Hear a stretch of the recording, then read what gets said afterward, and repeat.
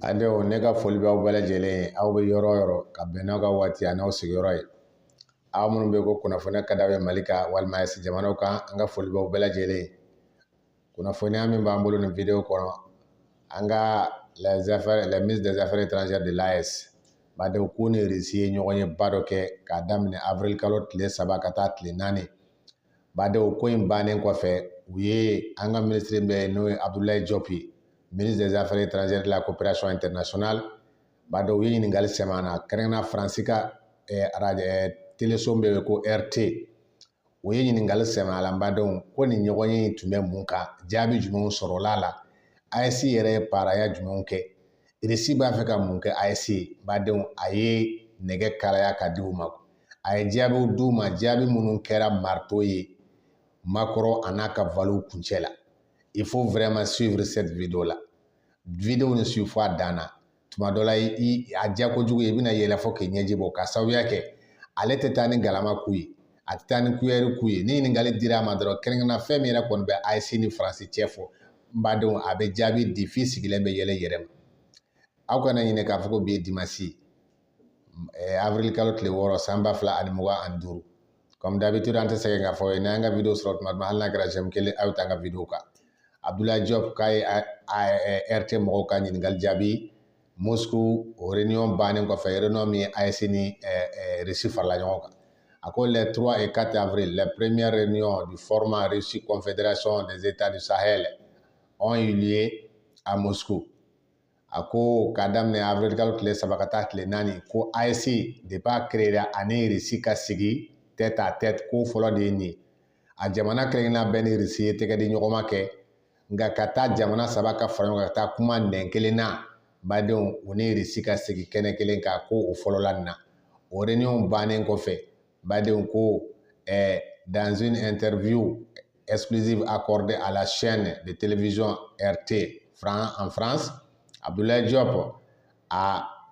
comment dirais-je, confirmé que la Russie et l'AES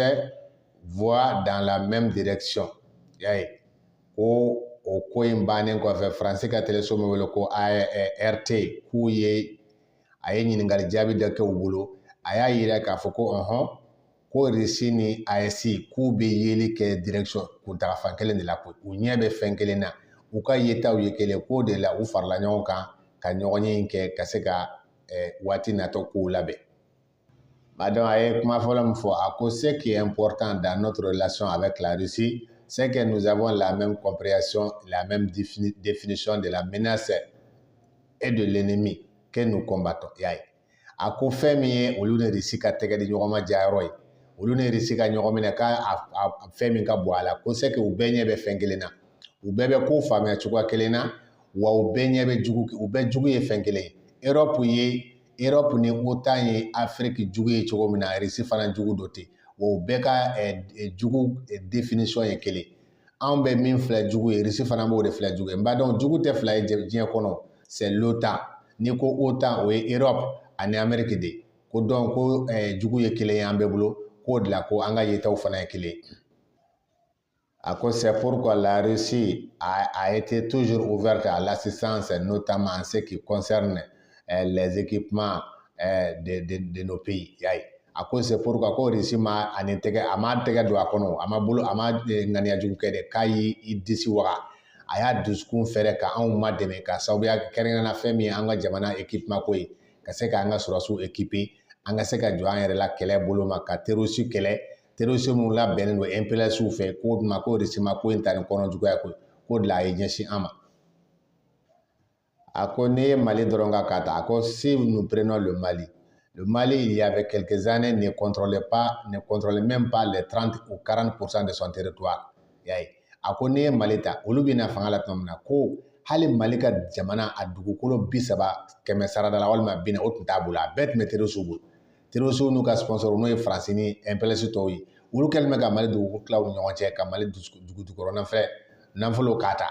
O ko nka an bɛ don min na ko bi, le Mali contrôle les 100% de son territoire. Yaye à part quelques attaques sporadiques, le Mali contrôle entièrement son territoire. Yaye ko n'a bɔra attaquew la fanw fɛ, mais k'a fɔ ko Mali dugukolo yɔrɔ dɔ bɛ yen mais a bolo dalen tɛ min kan, k'o tɛ yen. à 100% an bolo b'a fan bɛɛ kan yɔrɔ dɔw kɔni bɛ i b'a sɔrɔ la olu bɛ se ka échapper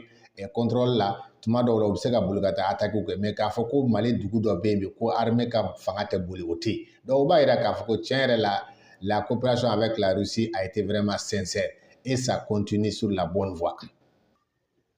Mada ɲininkara ko AES yɛrɛ bɛ bolo jumɛn kan sisan komi o yɛrɛ ye AES ni Russie ka ɲɔgɔn ye a laɲiniba dɔ de ka kiimɛliw kɛ a ko l'AES a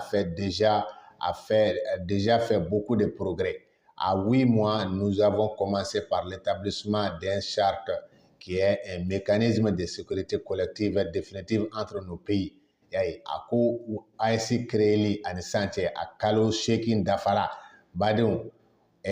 ko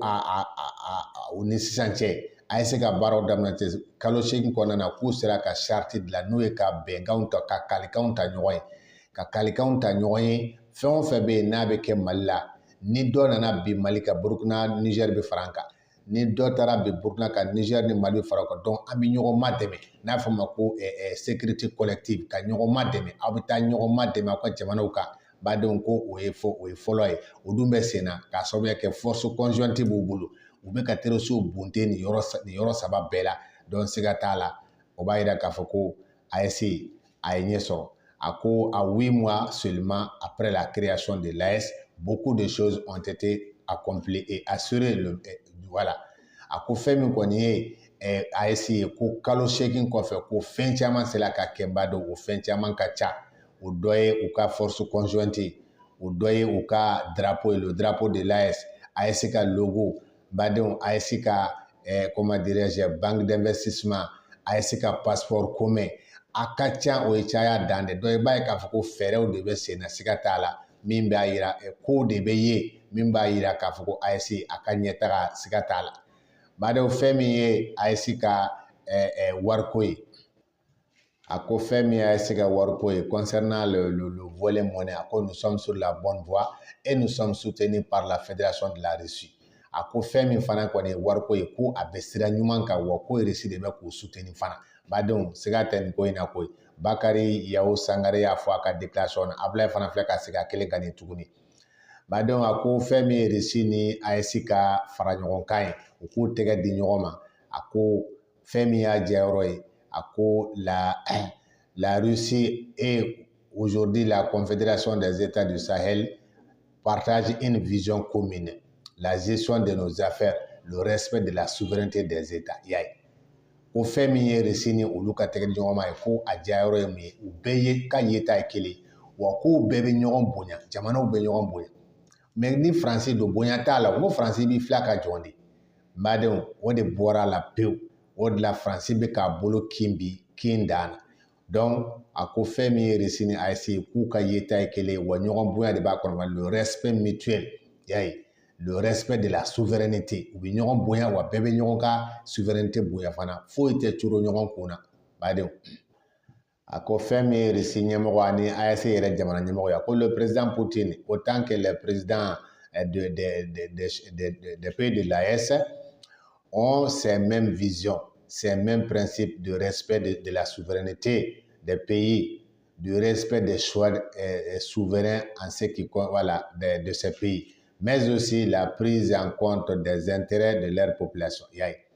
ko fɛn min ye Poutine ani AES jamana ɲɛmɔgɔ k'u bɛɛ ka yeta ye kelen ye fɛn u bɛɛ b'a essayer ka ɲɔgɔn ka jamana respecter dɔ tɛ bin dɔ kan wa u ka choix de partenaire a ka di i ni k'i tɛgɛ di ɲɔgɔn i ni Russie bɛ tɛgɛ di ɲɔgɔn ma kɛ o t'a bali ka i ni jamana wɛrɛ ka tɛgɛ di ɲɔgɔn ma kɛ ani Iran b'a la ani Turki b'a la yayi donc ko i bɛ choix kɛ i ka partenaire ko la wa ko fɛn min fana yɛrɛ y'a jayɔrɔ ye